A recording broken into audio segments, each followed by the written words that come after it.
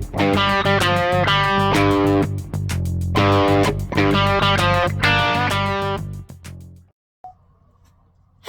beautiful creatures of the world, and welcome back to Coffee with Kerri-Lynn. It's a beautiful day in the far north of Maine, up along the Canadian border, in the crown of Maine, and I hope it's a beautiful day wherever you are as well.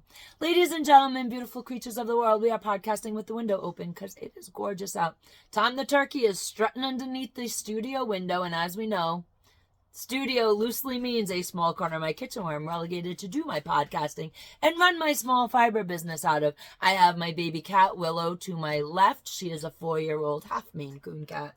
She's absolutely gorgeous.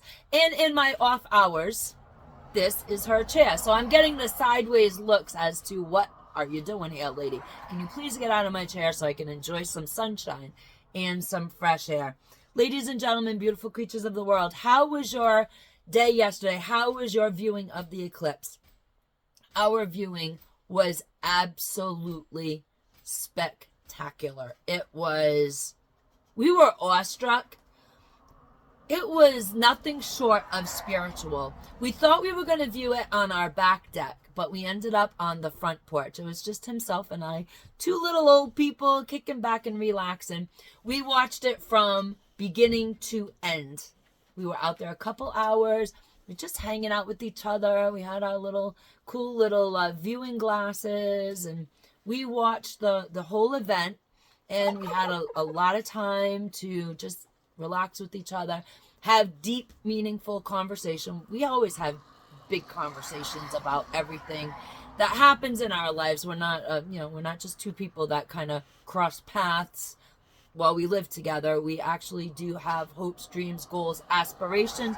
We have them individually, and we have them as a couple. We have hopes, dreams, and aspirations for our marriage, for our businesses, and we talk about things all the time. But yesterday, it was uninterrupted talk. It was just quiet, and it was moving. It was really, really moving. The entire event, you could just feel things were changing. And we had just a 2-hour heart-to-heart about everything and anything. We had chat about the kids, big kids, little kids, adult kids, grandkids. We had talks about our marriage. We had talks about the business. We had talks about the future. And we did some meditating.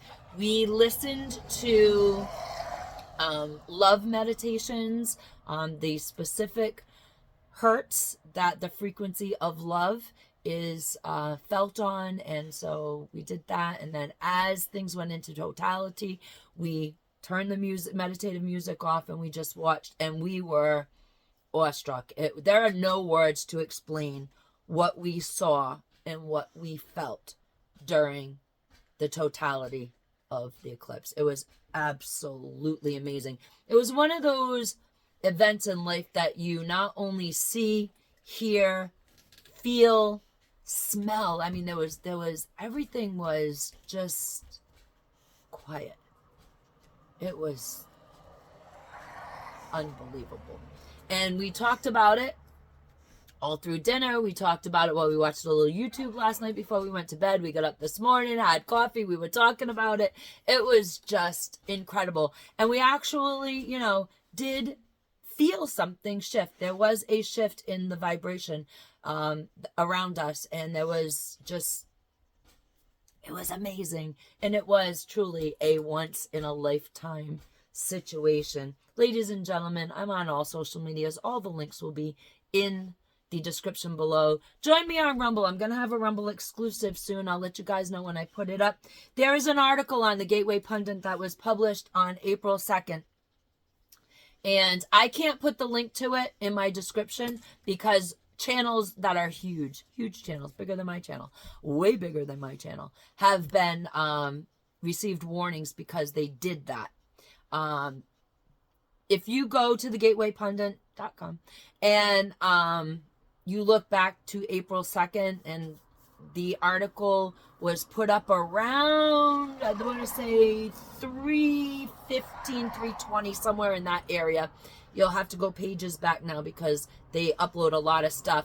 It's an article worth reading, and I am going to be talking about it on Rumble. I cannot even mention the scientist's name here on these platforms because I won't have a channel anymore. So I'll let you know when I do that. It's an absolutely sad and disgusting article. It really, really is. And the truth is coming out.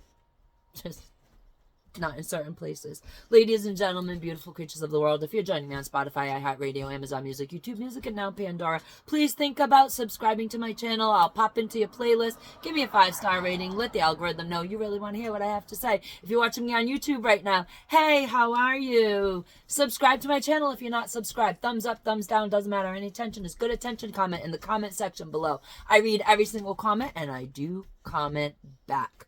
We are having great conversations in the comment sections of my videos, so please feel free, even if it's just to say hi. I want to talk to you guys today about an article that appeared, again, on April 2nd in the New York Post. And, you know, after sitting outside with my husband, watching the eclipse yesterday, a once-in-a-lifetime event, him and I have had a lot of once-in-a-lifetime events happen. We've done a lot together. I have known him since I was 11 years old. So, I mean, officially, I've known him 42 years in June. That's when he moved into the apartment house that we lived. He had the first floor. His parents had the first floor. We had the second floor, and that's how we met. And he moved into the same apartment house as we did in June. So we got a couple more months, and then it's officially, I've known him for 42 years. I can't imagine not wanting to spend one more day and one more day and one more day with this man. And it flabbergasts me because we have this whole history together, and we have so much that has happened in our lives together, and so many moments where we were awestruck, whether it was the birth of our children, whether it was a natural event, whether it was just the two of us, moments with our grandchildren now. They're so precious, and I can't imagine not wanting more. We've had medical problems. As you guys know, I had a near-death experience giving birth to our third and final child. I have a chronic illness that I've had since I was 14 years old. We've been through it all, ladies and gentlemen, beautiful creatures of the world. Life, love, loss. We've been through ups, we've been through downs, we've had our arguments, we've had our great times, and I wouldn't trade any of it for anything in the world. And I always want one more day. And that's what I hope for, one more day. What I don't understand is this new phenomena that's happening to the younger generation. And it is a phenomena. And it started with Made in Canada. And it has become highly popular in many countries. And I think it needs to subside. It needs to stop. I want to read you guys the headlines from the New York Post. That's nypost.com. And you can find this article. It was published April 2nd, 2024. I'm not going to read the entire article to you guys because you guys are a thinking audience. You can Google all this stuff. I will put the, I'll try to get a photograph of the young lady. She is a beautiful woman. And here's the headline. YouTube, it's a headline I'm reading. Physically healthy Dutch woman, 28, decides to be euthanized due to crippling depression. Ladies and gentlemen, beautiful creatures of the world, the younger generations are in serious mental trouble.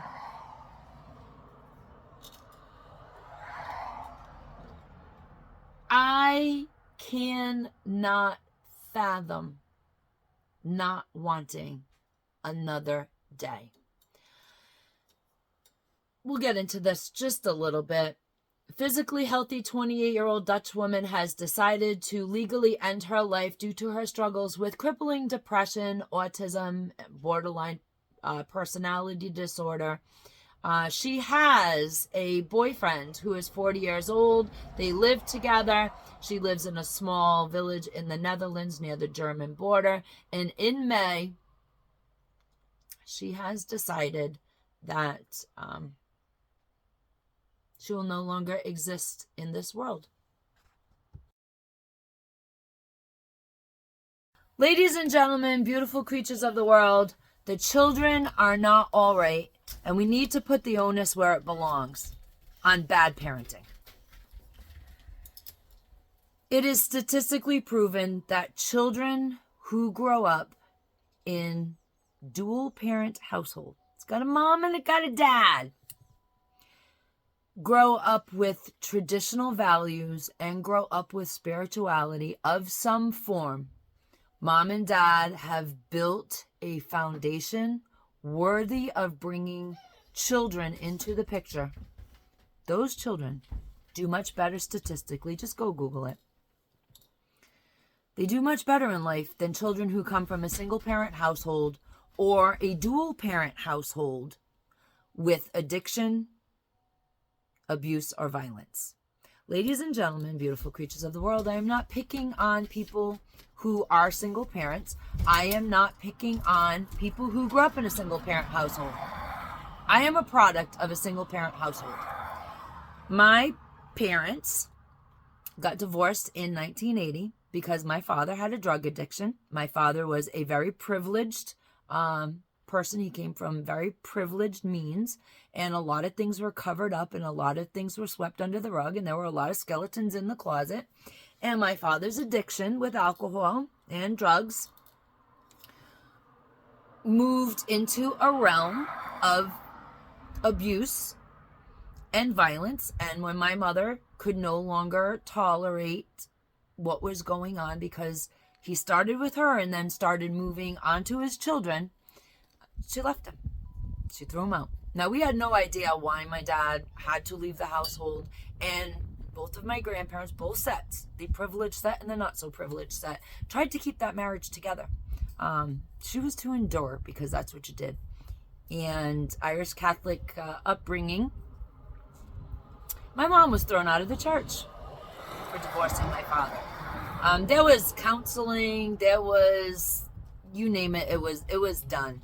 And I was 9 years old, and my parents took us to McDonald's, and they sat us down, and my dad had been living outside of the house for a while. He'd been coming around every few days to visit, and my mom and dad just said to us, we're getting divorced. And I looked square at them at 9 years old and said, thank you.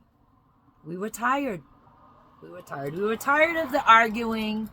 We were tired of the slamming doors. We were tired of things breaking. We were tired of getting woken up in the middle of the night to a fight and having to be scooped out of our beds, put in the car, and driven to our grandparents' house. We were tired.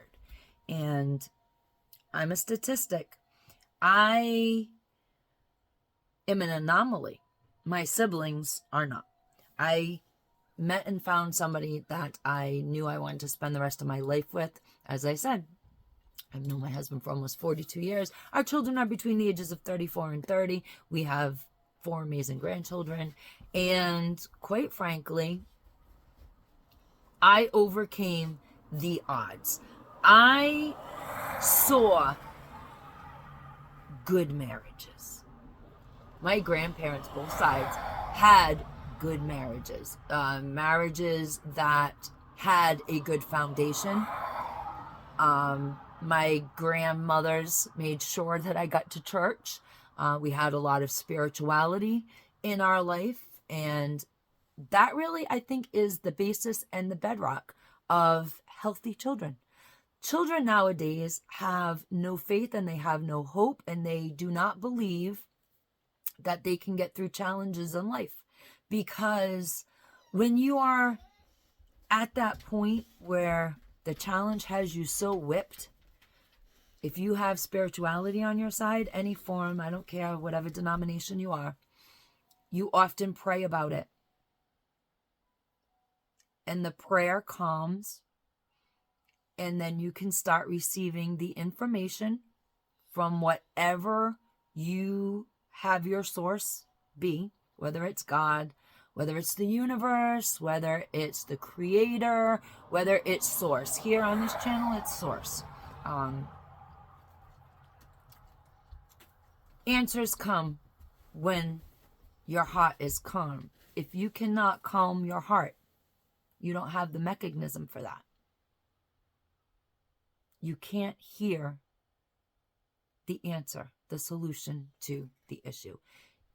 People need a higher power to lean on.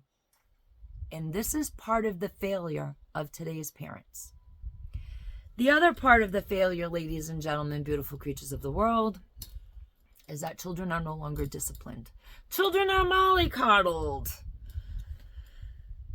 Children are spoken to in soft, loving, calm voices. Have you ever tried reasoning with a 2-year-old? Because that's what's happening. People are trying to reason with their 2-year-olds instead of doing consequences for actions. You can't reason with a child until after the age of 7. Because even according to law, children don't experience reasoning until the age of 7. Now, since there's no consequence to no action, children just believe that they can do anything that they want to do and nobody's going to stop them. And nobody can. Nobody can. The teachers can't do anything at school anymore. They can't keep your child after school anymore because that's against the rules. They can't keep your child in from recess because that's against the rules. They cannot give your child a 0 without some parent coming in screaming their face off that their children deserved a better mark than 0, even though the kid is number than a stump. And if the kid is number than a stump, it's the teacher's fault. See, because nobody takes responsibility for their actions in today's society. And this is all forwarding down to our children. Now you have helicopter parenting. I don't know why this is a thing, quite frankly. As I said, I'm a child of divorce. I was the oldest child. At 9 years old, I was responsible for letting myself in when I got home from school. Not only was I responsible for that, but I was responsible to get my siblings off of the bus. I was responsible for getting them to my grandmother's house 6 blocks away without anybody getting struck by a car. I was responsible for doing homework with the children so that my mom could work. Because although my father was a person born into privilege, he made sure she didn't get none of that dang privilege. It's reality-based. Now parents want their children to be their universe. We couldn't wait till we empty nested, quite frankly, as parents. We could not wait. It was an exciting part of our lives. I know people right now who are my age that have 26, 27-year-old kids at home because they're constantly at them. Don't move out. It's too expensive. If you move out, I'll pay your bills. Come home every night for dinner. Ladies and gentlemen, beautiful creatures of the world, moms, I'm talking to you, moms. The greatest achievement in motherhood is to fail being a mother. What does that mean? That means there comes a time in your children's lives as they move into adulthood, when they get into that 13-year-old, 14-year-old phase, you're supposed to start giving them a little bit of independence and then a little bit more independence. You're supposed to allow them to make mistakes and not clean everything up right away. Let them handle the consequences to their actions. never let them get too far into trouble. We did not allow our children to get too deep into it.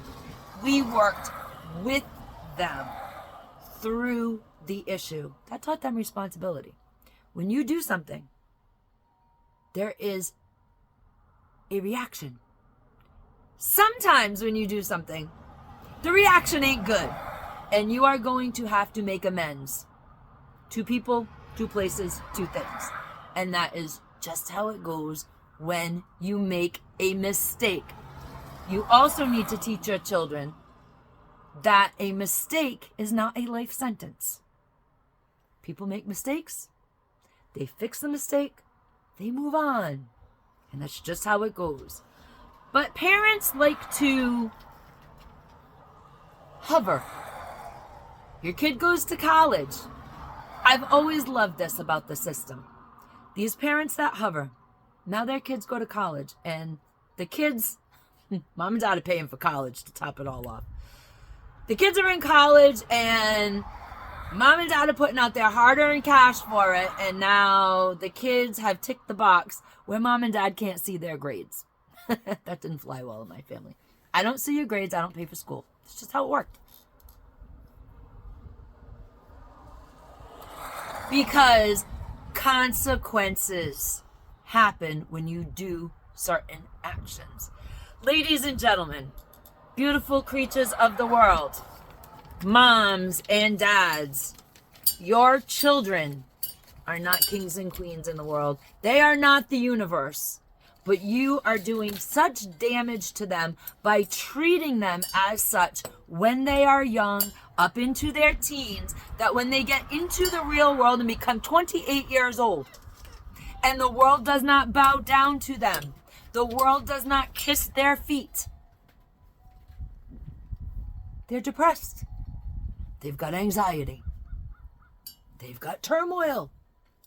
They did not ever have to learn how to cope. They don't know how to handle their feelings. They don't want feelings. Feelings are scary.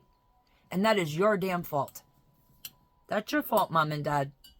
Because you did not instill coping mechanisms into your children. Because you did not want them to be independent. Because you did not want to empty nest. It was scary.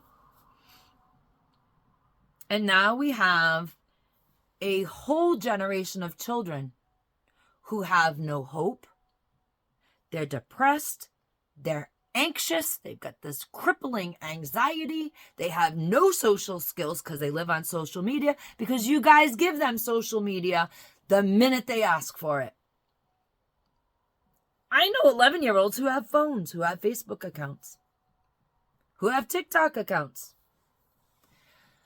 You see, when my kids were growing up, they didn't have none of that. And we did have a child that turned, the oldest, he turned 16, 17 years old, and we gave him a phone. Now, the phone was in my name because he could not have bills, right? He was under the age of 18, no bills, so we got a phone. He did the wrong thing with that phone. That phone was taken away. Nobody else ever got a phone. There were 2 kids under him. No more phones. That was it. You get a phone when you're 18 years old and you can pay for it and you want the bill. That is plain and simple. He screwed up and screwed it up for everybody else down the line. That's parenting. Do you think I really wanted to sit there listening to the other children cry that they couldn't have a phone at 16 and 17 years old because the oldest one goofed it up? Of course I didn't. Too bad.